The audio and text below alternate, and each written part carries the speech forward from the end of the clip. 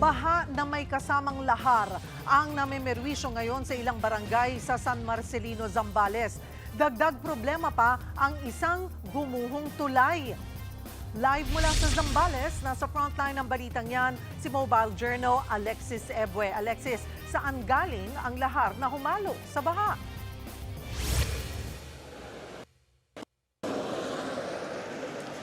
Cheryl, maituturing na isolated area ang Barangay Santa Fe sa San Marcelino, Zambales dahil ang ilang mga sasakyan o mga ordinaryong sasakyan ay hindi makadaan dun sa lahar na nababalot sa daan papunta doon sa Barangay Santa Fe. No? Dahil ito sa nasirang tulay, dahil sa sunod-sunod na hagupit ng hanging habagat, dahil ito umapaw daw ang ilog doon na may kasamang lahar. Bubong na lang ng mga bahay ang kita sa Barangay Santa Fe, San Marcelino sa Zambales. Nasalanta ang lugar dahil sa baha, bato at putik. May kasama pa yung lahar mula sa Mount Pinatubo. Kwento ng mga residente, rumagasa ang lahar sa lugar noong unang linggo ng Agosto. Nang humagupit ang mga nagdaang bagyo at habagat, nagtulong-tulong ang mga residente sa paglalagay ng sandbags para hindi abutin ng umapaw na ilog ang kanilang bahay. Pero hindi yan tumalab. Si Tatay Dominador walang nailigtas di isang gamit. Bigla na yung tubig na malakas. Natapyas ngayon yung terrace ko, sir. Hanggang sa ngayon na nakahang siya. Nagdadasal na lang kami, sir. Dahil wala naman kami magagawa dahil umaagos na yung tubig sa kabila eh. Makukulong na kami kung tuluyan na umagos yung tubig dyan. Mabuti na lang, sir, medyo umupa ng konti, nakalikuban ng konti. Nalubog din sa baha at lahar ang kanilang mga pananim. Marami po, mga saging po. Kaya kung minsan po pupunta kami dito sa barangay na naghanap ng rason. Maging ang pag-aaral ng mga bata na antala rin. Hanggang ngayon kasi lubog pa rin sa putik ang kanilang eskwelahan. Yung mga estudyante na rin po, madam, hindi na po nakakapasok. Wala po nagsimula po yung mga bagyo. Kasi po hindi rin po basta-basta rin po, madam, makapasok yung mga teacher.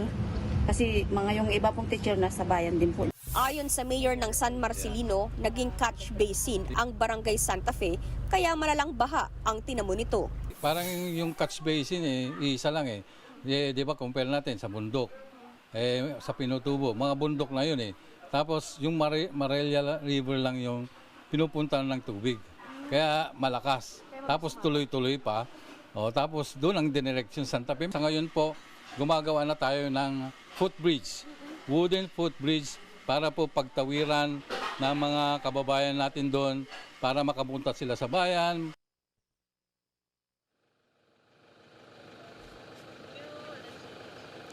Cheryl, nakatayo nga ako dito ngayon sa tulay. Nakita yung lahat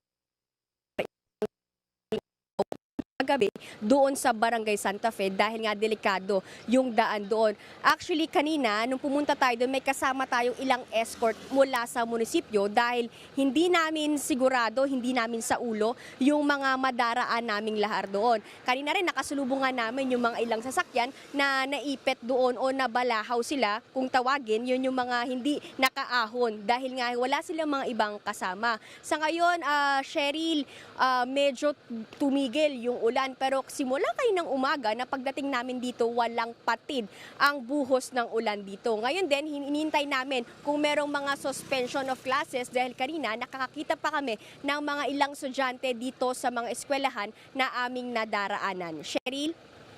Maraming salamat at mag-iingat kayo dyan, Mobile Journal, Alexis Ebue. Mga kapatid, Cheryl Cosim po, mahalaga ang pag-share mo nito ngayong naglipa na ang mga fake news. Mag-follow at mag-subscribe sa social media pages ng News 5 para sa mahahalagang balita at updates.